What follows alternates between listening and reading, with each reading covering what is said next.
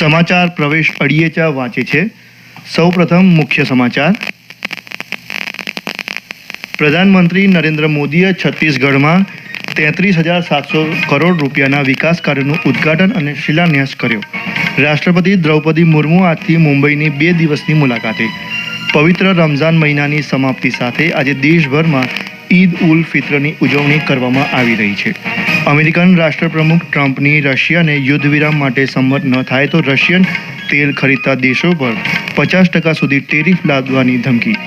IPL ક્રિકેટમાં Rajasthan રોયલ્સે Chennai super કિંગ્સને 6 રનથી હરાવ્યું। આજે Mumbai Indians Kolkata night riders સામે ટકરાશે। સમાચાર વિગતવાર।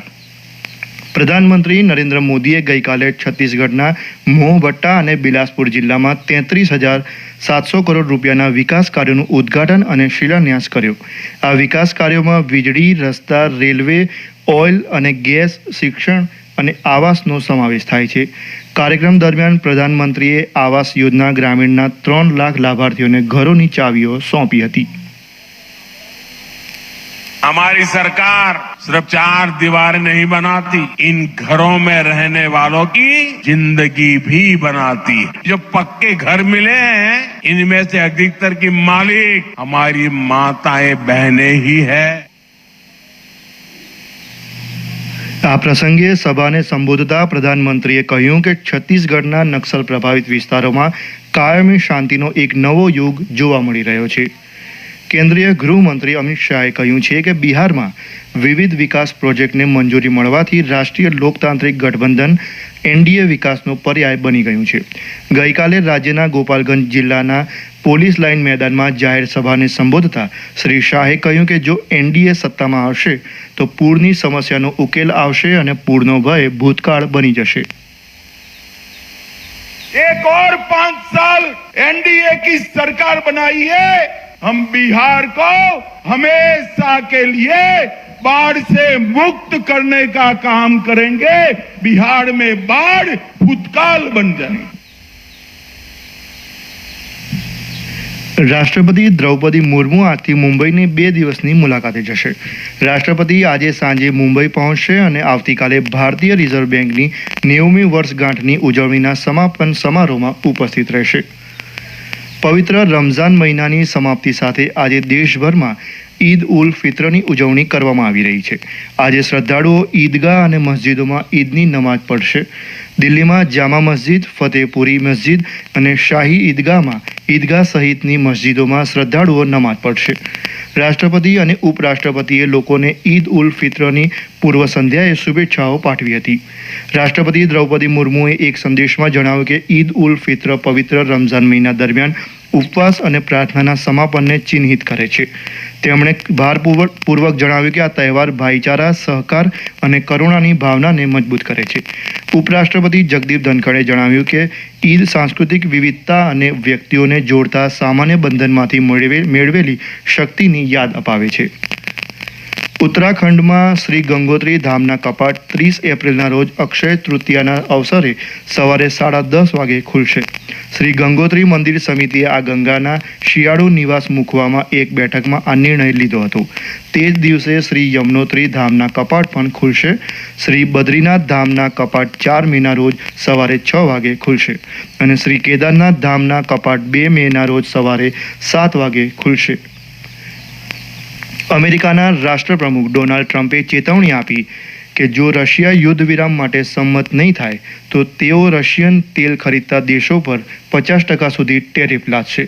જો યુદ્ધ ચાલુ રહે તો તેમણે અમેરિકામાં પ્રવેશતા રશિયન તેલ અને અન્ય માલસામાન પર 25% ટેરિફની ધમકી પણ આપી હતી। શ્રી ટ્રમ્પે ઈરાનને ધમકી આપી કે જો તહેરાન તેના પરમાણુ કાર્યક્રમ અંગે વોશિંગ્ટન સાથે સમજૂતી નહીં કરે તો તે બોમ્બમારો અને ગૌણ ટેરિફ લાદશે। એનબીસી ન્યૂઝ સાથેની ટેલિફોનિક મુલાકાતમાં ટ્રમ્પે કહ્યું કે અમેરિકા અને ઈરાનના અધિકારીઓ આ મુદ્દે વાત કરી રહ્યા છે, જો કે તેમણે વિસ્તૃત માહિતી આપી નહોતી।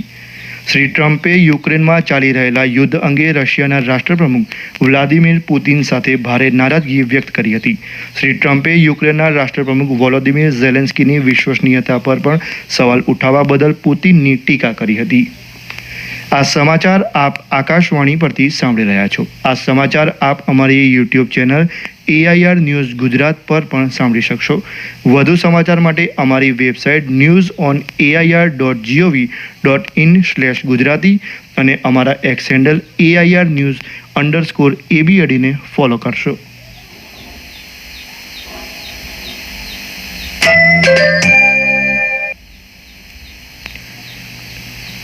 IPL ક્રિકેટમાં રાજસ્થાન રોયલ્સે ગઈકાલે રાત્રે ગુવાહાટીના બરસાપારા ક્રિકેટ સ્ટેડિયમમાં ચેન્નઈ સુપર કિંગ્સ CSKને 6 રનથી હરાવ્યું હતું. 183 રનના લક્ષ્યાંકનો પીછો કરતા ચેન્નઈ સુપર કિંગ્સ નિર્ધારિત 20 ઓવરમાં 6 વિકેટ ગુમાવીને 176 રન કરી શકતા તેનો પરાજય થયો હતો.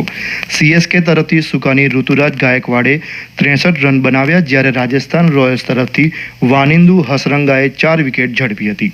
અગાઉ ચેન્નઈ સુપર કિંગ્સે ટોસ જીતીને બોલિંગ કરવાનો નિર્ણય લીધો હતો.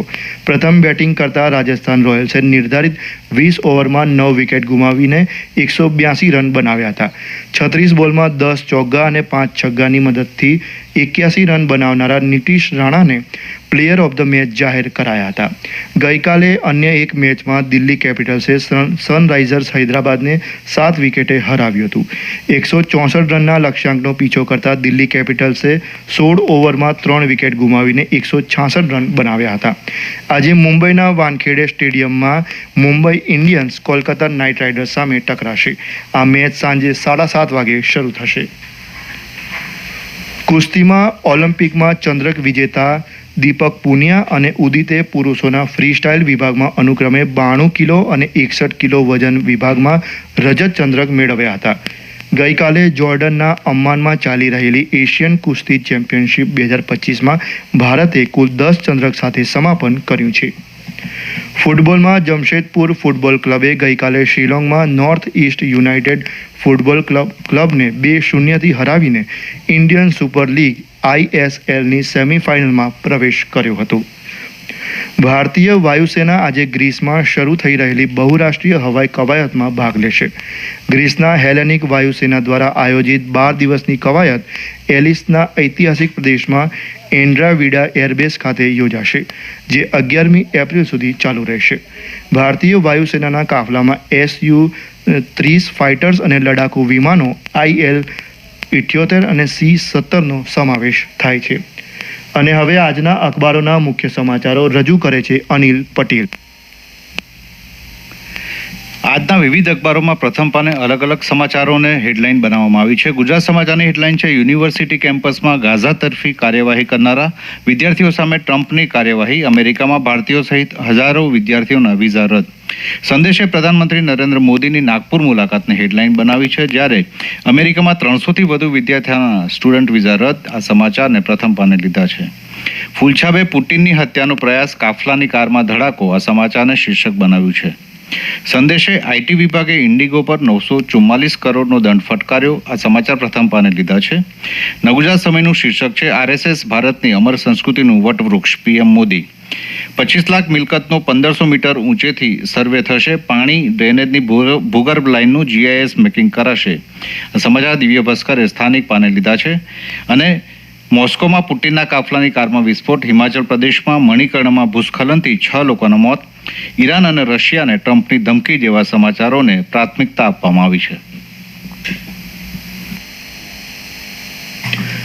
અંતમાં મુખ્ય સમાચાર. પ્રધાનમંત્રી નરેન્દ્ર મોદીએ છત્તીસગઢમાં 33,700 કરોડ રૂપિયાના વિકાસ કાર્યોનું ઉદ્ઘાટન અને શિલાન્યાસ કર્યો. રાષ્ટ્રપતિ દ્રૌપદી મુર્મુ આજથી મુંબઈની 2 દિવસની મુલાકાતે. પવિત્ર રમઝાન મહિનાની સમાપ્તિ સાથે આજે દેશભરમાં ઈદ ઉલ ફિત્રની ઉજવણી કરવામાં આવી રહી છે. અમેરિકન રાષ્ટ્રપ્રમુખ ટ્રમ્પની રશિયાને યુદ્ધ વિરામ માટે સંમત ન થાય તો રશિયન તેલ ખરીદતા દેશો પર 50% સુધી ટેરિફ લાદવાની ધમકી.